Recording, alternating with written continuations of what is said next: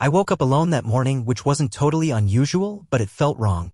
The kind of wrong that sticks to your skin and follows you through the day. Jenna wasn't in bed and the house was still. Too still. The sheets on her side were cold, tucked in the way she did when she wanted to make it look like she hadn't been there. But I'd heard her. Just before sunrise, the front door creaked softly open. I remember the faint click of her boots on the hardwood floor, the zipper of her overnight bag, the hush of her moving through the bedroom like a ghost who knew exactly where not to step to wake the living. She always made sure not to wake me anymore. I got up, wandered into the kitchen, and started the coffee. It was a mechanical act by now: grind, scoop, press, pour, just muscle memory. I stared out the window above the sink, watching the pale morning creep into our backyard, noticing the lavender in the garden had started to wither. We planted that lavender together last spring. She used to kneel in the dirt with me, hands covered in soil, laughing when I dropped the hose on my shoe. Now the hose was coiled and dry. The laughter was gone. She came into the kitchen while the coffee was still brewing. Her hair was wet, face scrubbed clean of makeup, eyes bludge *T like she hadn't slept or had cried. Or both. She wore one of my hoodies. The one I stopped wearing when she started claiming it as hers. "Hey," she mumbled, walking past me to the fridge. "You're up early." I didn't say anything at first. Just nodded and handed her a mug. "Long drive?" I asked casually, taking my own cup to the counter. She nodded, sipping without looking at me. "Yeah." Traffic outside Macon was brutal. We didn't get until almost 5. "We?" I asked. She froze for a half second. "Barely noticeable, but I caught it." "Me and Amanda," she replied, voice steady. "We rode back together. You know, the Bachelorette crew." I didn't press. Not then. I just watched her drink her coffee and disappear down the hallway. Later that afternoon, while doing laundry, I found it. The bracelet. It was tucked into the inside pocket of her green utility jacket, the one she only wears on trips. I wasn't even looking for anything, not really. Just emptying pockets before tossing things into the wash like always. The bracelet clinked against my wedding band when I pulled it out. Leather and silver. Expensive. A man's bracelet, thicker than anything Jenna would wear. It had a silver tag engraved with 3 initials, CJM. And below that, etched in smaller text, the Aurora Club, Savannah, Georgia. I held it for a long time, just staring. The Aurora was one of those high-end nightclubs you hear about in Yelp reviews written by women who use bougie like a personality trait. VIP booths. Velvet ropes. Bottle service starting at $200. It wasn't a place you wandered into by mistake. And Jenna hated clubs. At least, she always said she did. Said they were loud, gross, full of overgrown frat guys trying too hard. But that was before. I walked into the living room holding the bracelet in my hand. "Hey," I said, keeping my tone casual. "Found something in your jacket." She glanced up from her phone, barely blinking. "Yeah? This." I held it out. She looked at it, tilted her head, and let out a short breath. "Oh, right? One of the girls must have thrown it in my bag. I think it belonged to Lauren's fiancé or something." "Lauren's fiancé?" I repeated, watching her face. She shrugged. "Or maybe one of the other guys who showed up at the club." Honestly, I was pretty out of it by then. I waited. "That's a club bracelet," I said, more to myself than to her. "You told me it was just the girls. Wine and games at the Airbnb." She didn't flinch. We started there. Then some of the girls wanted to go out. I tagged along for a bit. It was a blur. Her tone was practiced. Polished. Too smooth. "It's engraved," I said. "Initials. CJM." "Right," she said, turning back to her phone. "So? I didn't steal it, Elliot." I stared at her. "You're not curious whose it is? Or how it got into your pocket?" She rolled her eyes. "You're reading too much into it. It's just a bracelet. I probably picked it up without thinking." "You picked it up and put it in your pocket?" "I don't know, Elliot," she snapped. "Maybe. Can we not do this right now?" There it was, the irritation. The subtle pivot. Me asking questions became the problem. Not the bracelet. Not the trip. Not the lie. I nodded slowly. "Sure."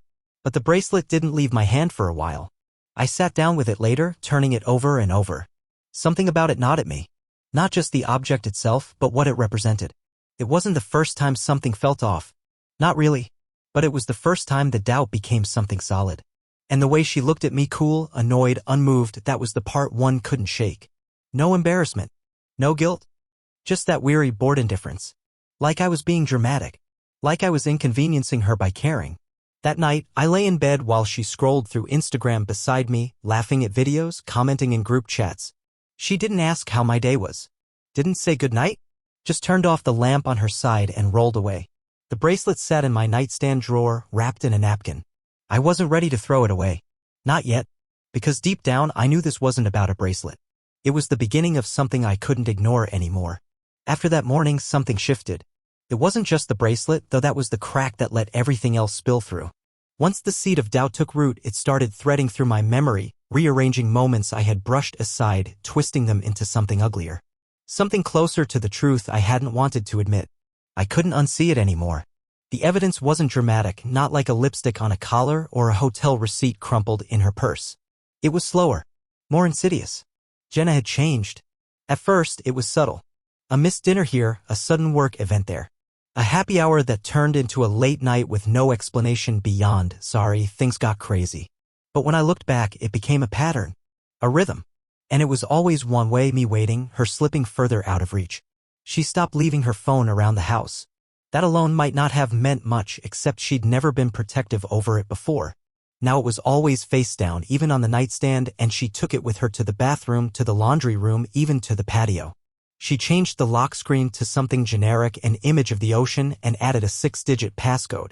I didn't ask for it. She didn't offer it. It just became a wall between us. Once I walked into the bathroom while she was brushing her teeth. Her phone was on the counter, screen lit up with a notification. She snatched it before I could even glance at it. Played it off like it was nothing, but her hands were shaking. Then there were the trips.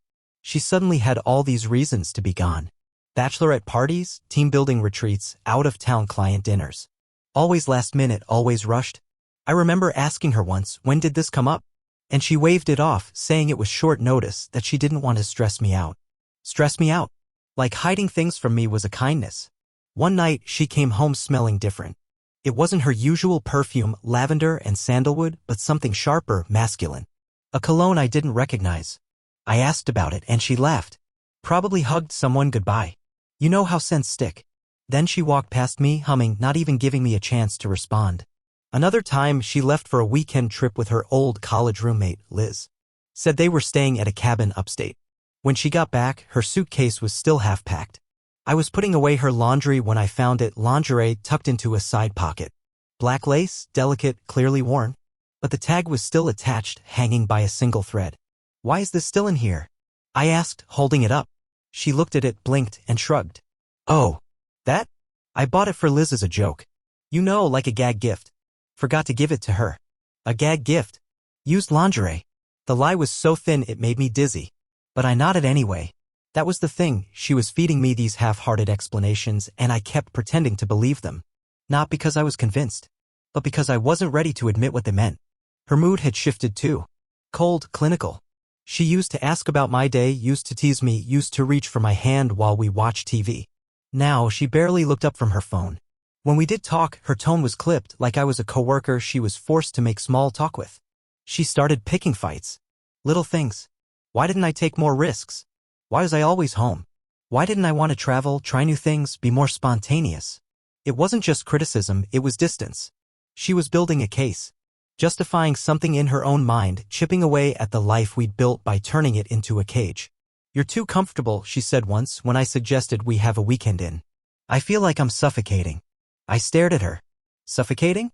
In our home. She didn't answer. Just walked out to the patio and lit a cigarette. She hadn't smoked in years. I started to question myself. Was I boring? Was I the one who'd let things fall apart? I tried harder, cooked dinner more often, planned a surprise date night, even suggested we take a trip. She smiled, said that's sweet, but didn't look up from her screen. And then there was the mark. It was late on a Thursday. She had come home tipsy, eyes glassy, laughter too loud. I helped her to bed, pulled off her heels, and caught a glimpse of something just below her ear. A smudge of deep red, fading into purple. She saw me looking and turned away quickly. Just bumped into a cabinet. She mumbled. God, I'm such a klutz. But it didn't look like a bruise. It looked like a bite. She fell asleep within minutes. I sat in the dark beside her, the hum of the ceiling fan too loud, staring at the ceiling like it might give me an answer. I wanted to shake her awake, to ask again, to press harder. But I didn't. Instead, I watched the rise and fall of her chest and wondered if I even knew the woman lying next to me anymore. The next morning, She was gone before I woke up. She left a note on the counter. Ran to yoga. Be back around noon. Don't forget to grab milk. It was written in her handwriting, but it didn't sound like her. It sounded like someone playing the part of a wife. Someone who knew the cues but not the meaning behind them. That's when the memories started to stack. Not just the obvious ones, but the ones I'd buried.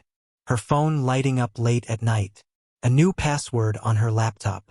The time she came home with a new necklace she said she bought on sale, but I found a gift bag in the trash, with a man's name written on the receipt. The way she stopped saying "I love you" first. The way she flinched when I reached for her. The bracelet in my drawer felt heavier now, like it was growing roots into the foundation of everything we'd built. I wasn't ready to accuse her. Not yet, but I was done pretending everything was fine. Because the picture was coming together whether I wanted it to or not. And once you see it, you can't unsee it. You can't go back. It happened on a Tuesday. The sky was dull, slate gray, the kind of overcast that made everything feel flatter, like the world was waiting for something to break.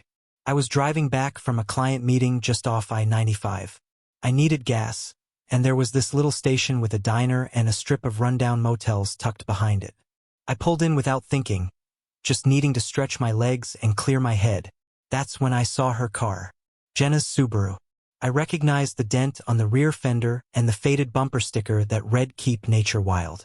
It was parked halfway down the lot, tucked beside a nondescript room with mustard yellow curtains pulled tight. My stomach dropped. She was supposed to be at a networking event across town. She'd left that morning in a blazer, heels, hair curled like she was heading to something professional. She even kissed me on the cheek, said, "Wish me luck," and smiled. That same smile she used when she was lying. I pulled my truck into a space behind the gas station. Far enough not to be seen, but close enough to watch. I told myself to calm down. Maybe she was meeting someone here for coffee. Maybe her car just looked like hers. Maybe. I waited. 10 minutes passed, then 15. And then the door opened. She stepped out first, laughing. That full-bodied laugh I hadn't heard in weeks. The kind that used to belong to us. Her head tilted back, hair spilling over her shoulders. She looked radiant, alive in a way she hadn't been at home in months. Then he followed. A tall guy, late 30s maybe, with close-cut hair and a lean build. His hand rested casually on the small of her back, like it belonged there. Jenna turned into him, their bodies brushing. He said something, and she laughed again, leaning in. His arm wrapped around her waist, and they kissed, quick, but in asterisk mate. Familiar. I didn't move, didn't blink. The initials from the bracelet in my drawer, CJM, snapped into place. It was him. They walked to her car, and she fumbled for the keys while he nuzzled her neck. She was still smiling, still glowing from whatever they had just done. She paused, leaned into him again, whispered something I couldn't hear. He kissed her one more time, then walked back toward the room while she climbed into the car. I ducked, my heart thudding in my ears. I stayed like that for a minute, breathing through my nose, trying not to shake. Then I did something I never thought I'd do. I pulled out my phone and took pictures. I didn't want to. Felt wrong, invasive, disgusting. But I needed something real. Proof. Not for the world, not even for her. For me. Because I'd spent months convincing myself I was imagining things. That I was paranoid, insecure, projecting. And now, I had the truth in a set of low-res images taken through a windshield. I waited until she drove off before I moved. She passed by me without a glance, radio probably up, humming to herself like she hadn't just detonated the last shred of trust one had left in her. I didn't follow her. I went inside the gas station, bought a water, and stood by the cooler for a full 5 minutes before I could walk back to my car. I drove home on autopilot, every exit sign a blur. My fingers were numb on the steering wheel. The air felt too thin, like I couldn't get enough of it. When I got home, the house looked the same. The porch light clicked on as I pulled into the driveway. A neighbor waved. I waved back like nothing was wrong. Inside, everything was neat. Her shoes by the door, jacket hung on the hook. A candle flickered in the kitchen, vanilla, her favorite. Dinner was already in the oven.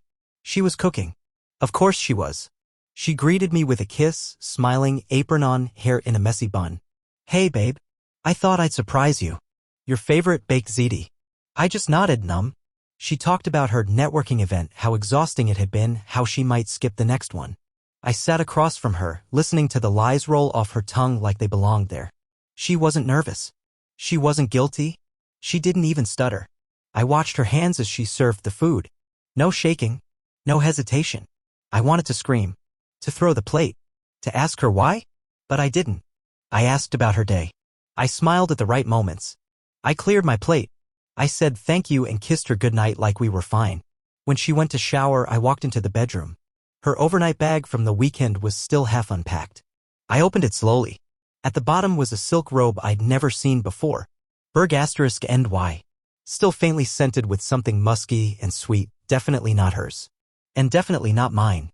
That night, I lay awake beside her, her breath soft and steady. I watched the shadows shift across the ceiling, listening to the wind tap against the window. I didn't sleep. The next morning, she left early for a training session. I stayed home. And for the first time in weeks, I didn't feel crazy. I felt clear. After that day at the motel, everything changed. Not loudly. Not with yelling or slammed doors or some grand confrontation. No. The change came in silence. In how quiet everything became once the truth had nowhere left to hide. Jenna didn't know I'd seen her. She didn't know I'd taken photos or that her perfect illusion had cracked. She went on living in the version of our life she'd curated so carefully, the domestic scenes, the shared dinners, the Netflix shows she pretended to enjoy while scrolling through her phone. Her performance was seamless, but I'd stopped clapping. I moved through the house like a ghost. I still smiled when I needed to. Still answered when she asked how work was. But there was a heaviness behind my eyes I couldn't conceal, and she noticed. I know she did. She looked at me differently, not with guilt, but with apprehension. Like she sensed I knew something but couldn't figure out what. She was waiting for the floor to give out from under her, and I was the one standing over the trapdoor. But I didn't pull the lever. I wanted to see what she would do. Would she confess? Slip up? Apologize? She did none of those things. Instead, she doubled down. She started waking up early to make breakfast, scrambled eggs with toast, exactly how I liked them. She left sticky notes on the fridge that said things like, "You're the best," and "Can't wait for date night." She wore my old college hoodie again, the one she hadn't touched in months. She even started leaving her phone face up on the coffee table like a stage prop, as if to say, "See? Nothing to hide." But I'd already seen everything I needed to see. I became a spectator in my own life, watching her go through the motions of a relationship she'd already stepped out of. It was all too neat, too intentional. Every sweet gesture felt like a counterweight to some unseen guilt, a way to balance the scales without tipping them too far. One night, she made chicken marsala from scratch. Lit candles. Played that acoustic playlist she used to love.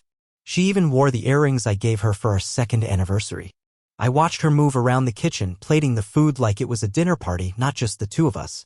"You okay?" she asked, finally noticing how quiet I'd been. "Yeah," I said. "Just tired. Work stuff." Something like that. She sat across from me and smiled. "Well, you're home now. Let's enjoy it." I picked at my food. It tasted fine. Maybe even great. But it was hard to swallow knowing where her mouth had been 24 hours earlier. After dinner, we watched a movie, some lighthearted rom-com she picked.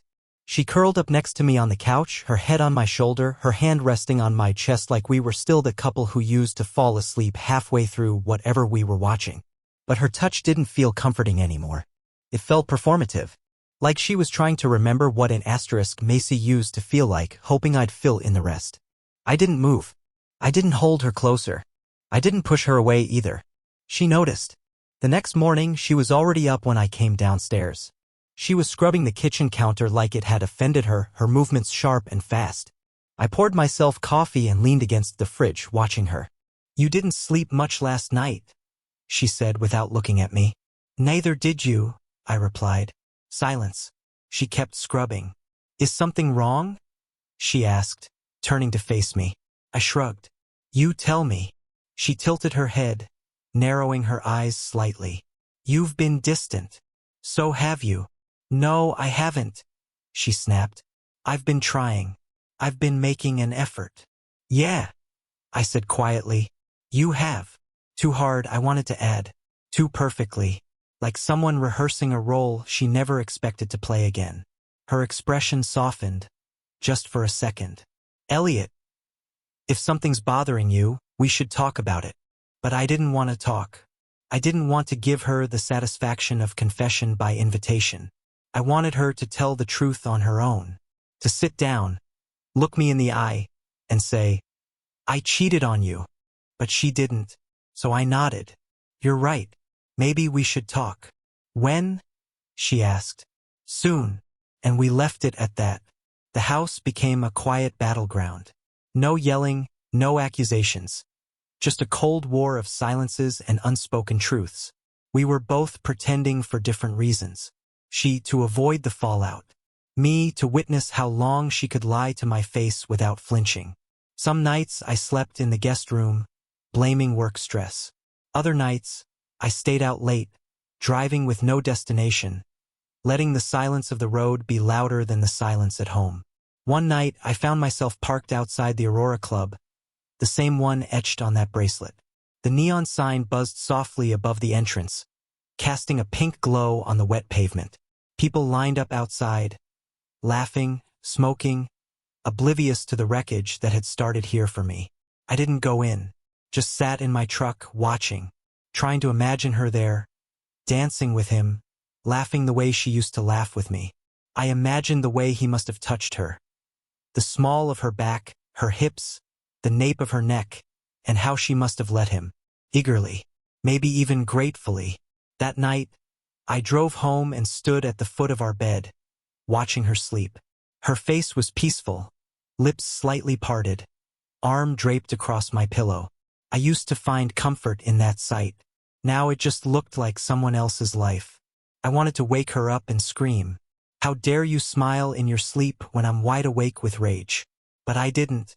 I just turned away and shut the door quietly behind me. In the weeks that followed, the silence deepened. She kept pretending. I kept letting her. And the space between us became a canyon neither of us wanted to cross. Because on the other side was the end. And we both knew it was coming. I was sipping my second cup of coffee when the envelope came. No return address. No handwriting I recognized. Just a plain white envelope with my name typed neatly across the front. Elliot Hart. The kind of envelope that screams importance without saying anything at all. It was Saturday, and Jenna was still asleep upstairs. I'd gotten into the habit of waking early, savoring the quiet hours before she came downstairs in her robe, pretending to be the same woman who used to trace her fingers down my arm just to feel connected. These days, even her affection felt like an apology I never received out loud. I turned the envelope over in my hands. My name stared back at me like a dare. Part of me didn't want to open it. Part of me knew I had to. Inside was a motel keycard. No note at first, just the plastic rectangle, tucked into a folded sheet of printer paper. My heart started to pound. Not because I didn't know what it meant, but because I already did. I unfolded the page slowly. There were just 3 sentences. She wasn't just unfaithful once. Check room 214. It wasn't recent. It was routine. No name. No signature. No explanation. I stared at the key card like it might burst into flames. My first instinct was that it had to be a prank. Or a mistake. But then the words began to settle into my bones like ice water, filling all the spaces I'd tried so hard to keep warm. It explained too much. The sudden shifts in behavior, the polished lies, the practiced indifference. I didn't tell her about the letter. I tucked the envelope into a book I hadn't opened in years, slid the book onto the bottom shelf, and went on with my day like nothing had happened. But inside, I was already unraveling. She came downstairs an hour later, wearing my old t-shirt and acting like the woman she once was. Made a smoothie, kissed my temple, asked if I wanted to go to the farmer's market. I said no. She asked why. I told her I was tired. I wasn't tired. I was done. That afternoon, while reorganizing the kitchen drawer, a task I pretended to take seriously, I found something else. It was tucked behind a box of batteries, next to the tape dispenser. A sleek black box I didn't recognize. Not ours. Not something either of us had bought together. I opened it slowly. Luxury condoms. Not a standard brand. Not something you find in bulk at the store. Imported. Individually wrapped. Expensive. And unused. I stared at them, the smooth packaging cold in my hand. We hadn't used protection in years. Not since the first year of our marriage, when we were still careful, still talking about babies like a shared future instead of a hypothetical. I didn't say anything when she came back from the market. She brought flowers, lavender, of all things, and held them out to me with a smile that didn't reach her eyes. Thought these might cheer you up, she said. I took them, nodded, placed them in a vase and set it beside the unopened box of truth I'd found just hours earlier. It was like we were staging a play and I'd suddenly realized I was the only one still clinging to the original script. That night, after she fell asleep on the couch, I opened her laptop. It wasn't hard. She'd logged into her email earlier and left the tab open. She'd always been careful with her phone. The laptop, less so. I wasn't looking for anything specific, just confirmation. Just proof that I hadn't imagined the last 6 months. And I found it. An email chain. Not even hidden, just nested under a boring subject line, Thursday logistics. There were 12 messages, all exchanged over several weeks. Him, can't wait to see you again. I booked 214 this time. More private. Her, you spoil me. Are you sure she won't notice? Him, I told you I've got it handled. Just be ready by 4. Her, you always know how to plan. There was more. Mentions of meetups, of your favorite wine, of the way she couldn't stop thinking about him after their last time. There was even a joke about how she'd started wearing the same perfume at home so I wouldn't notice anything different. I stared at the screen, my pulse loud in my ears. Room 214. Routine. This wasn't a one-time mistake. This wasn't some slip or drunken lapse. It was premeditated. Repeated. Refined. She'd built an entire second life in the shadows of mine. I closed the laptop gently, afraid that if I made a sound, the whole house might come down around me. That night, I lay in bed beside her, staring at the ceiling, wondering how much of our marriage had been real and how much had just been good acting. She turned toward me in her sleep, arm brushing mine. I didn't move. I just listened to her breathing, counted each inhale like a tick of a clock, and realized I wasn't waiting for her to confess anymore. I was waiting for the right moment to leave. I didn't yell. I didn't flip the table or demand explanations she'd never give honestly. There was no last-ditch speech, no plea for the truth. That version of me, the one who still hoped she might admit it, might come clean, he was gone. I packed a duffel bag with the basics, a few shirts, a couple pairs of jeans, my shaving kit, the notebook I used to write in before things got complicated. I left my wedding ring on the nightstand beside the phone she never let go of. She was out when I left. A yoga class, or a lunch with friends, or some other well-rehearsed errand to buy her more time. I didn't wait for her to come back. I just scribbled a note on a scrap of paper and folded it next to her pillow. I need space. Don't call. I drove west toward Colorado Springs. My brother lived there, Ryan. He and I hadn't talked much in the last year, not since Dad passed. But I knew if I showed up on his doorstep with a bag in one hand and silence in the other, he wouldn't ask too many questions. He'd just let me in. The highway stretched out like a breath I hadn't realized I'd been holding. The farther I got from home, the lighter everything felt. The house. Her voice. The silence we kept like furniture. At night, I stopped at a rest area outside Kansas City and wrote in my notebook. I poured out the things I hadn't said aloud, how long I'd known, how much it hurt to pretend, how every lie she told made me feel smaller. I wrote about the first time I noticed her pulling away and the last time I believed we were still us. I wasn't writing for revenge or even for closure. I was writing to understand. Not hurt me. 2 weeks later, I returned. Not to rekindle anything. Not to forgive. I came back because I needed to see what remained of the life we'd built when I wasn't looking for lies. She was sitting on the porch when I pulled up. Lavender, overgrown and wild, stretched out in uneven patches across the front garden. We planted that together one spring back when things felt simple. She looked up but didn't say anything. No dramatic reunion. No tears. Just a quiet acknowledgement that I was back, not for her, but for the ending. There was a second chair next to hers. She gestured to it. I sat. We didn't speak for a long time. The sun sank lower, casting gold across the porch and shadows through the lavender. It could have been peaceful if it hadn't been so heavy. I think we both knew it then. Whatever we had, whatever we were clinging to, it was gone. Not in a way that demanded fire or fury. Just gone. We didn't need to say goodbye. The silence between us said it already. When I stood up to leave, she didn't stop me. And I didn't look back.